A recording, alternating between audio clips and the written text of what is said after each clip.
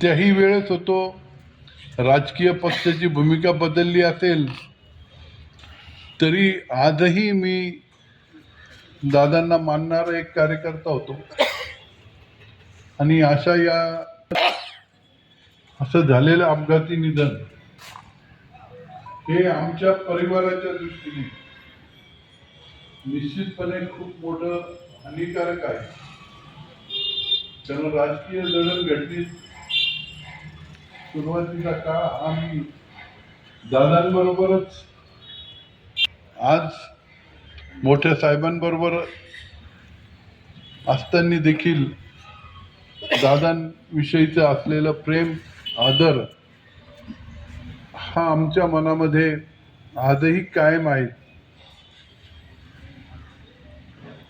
दादांची आठवण ही काढत असताना या मतदारसंघामध्ये देखील वेगवेगळ्या विकास कामांना देखील दादांचंच सहकार्य लाभलंय.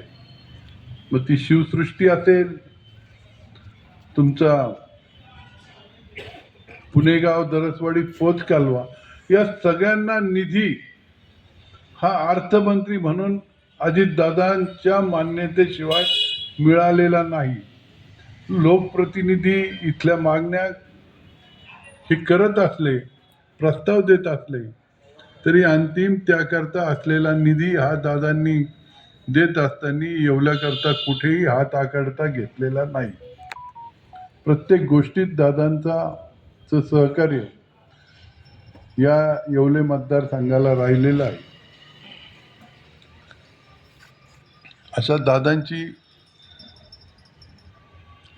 आठवण ही क्षणोक्षणी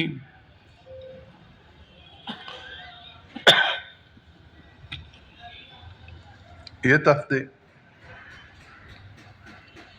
आणि त्या माध्यमातनं मी दादांची आठवण या मतदारसंघाला आणि या येवले तालुक्याला राहण्याकरता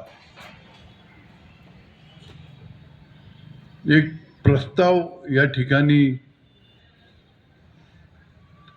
देण्याकरता आता महेश भाऊ इथं आहे, सचिन भाऊ या ठिकाणी आहे.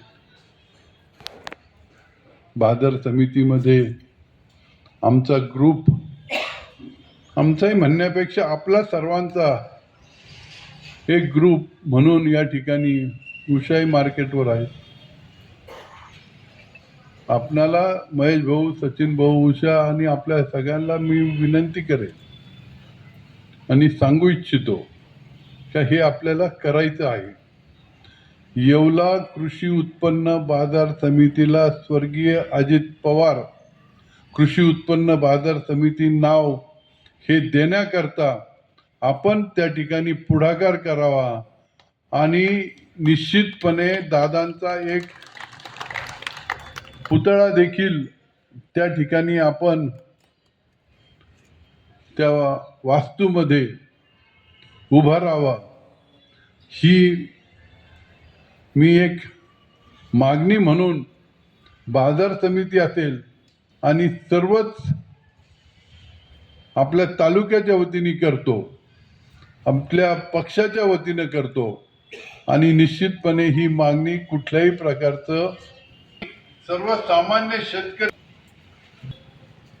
या पार्श्वभूमीवर दादांची आठवण ही कायम स्वरूपी आपल्या मनामध्ये असावी, राहावी, याकरता या पद्धतीने आपण या येवले तालुक्यातील कृषी उत्पन्न बाजार समितीच्या संदर्भात निर्णय घ्यावा. निश्चित ही मागणी, तिचा पाठपुरावा हे आपण योग्य स्तरावर सगळीकडे करणार आहोत. मी या ठिकाणी हा विषय मांडतो आणि या शोक सभेमध्ये हा प्रस्ताव आपण मंजूर करूया आणि हा शोक प्रस्ताव या ठिकाणी मंजूर करीत असताना हा जो बाजार समितीचं नामकरण आणि पुतळ्याची उभारणी हे दोन्ही प्रस्ताव आपण सर्वांनी एक मताने या ठिकाणी मान्य करावेत अशी मी या शोक सभेला देखील विनंती करतो. दादांच्या जाण्याने झालेलं दुःख हे त्यांचं कुटुंब पेलत असताना त्यांच्यावर जाण्याच्या निमित्ताने आलेला असला, त्यांचंही त्या बाबतीत अभिनंदन जरी असलं तरी आज आपल्या हिंदू धर्म संस्कृतीप्रमाणे खरं तर 10वा 13वा होईपर्यंत ह्या अभिनंदनाच्या मार्गाने जाण्याऐवजी आपण आपलं दुःख, आपल्या ज्या संवेदना आहे या शोकसभेच्या निमित्ताने त्यांच्या कुटुंबासोबत राहत असताना या महाराष्ट्राला देखील या ठिकाणी आपण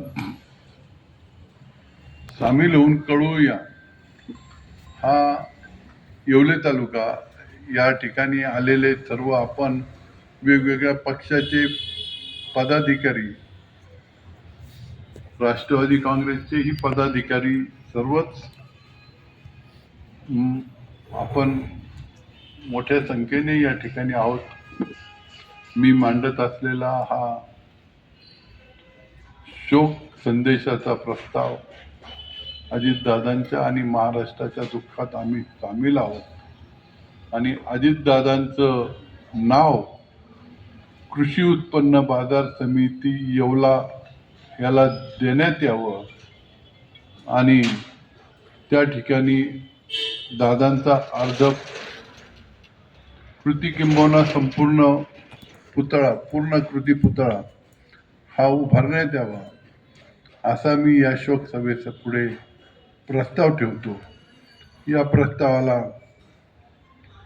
कुणाल भाऊ दराडे यांनी अनुमोदन द्यावं अशी त्यांनाही विनंती.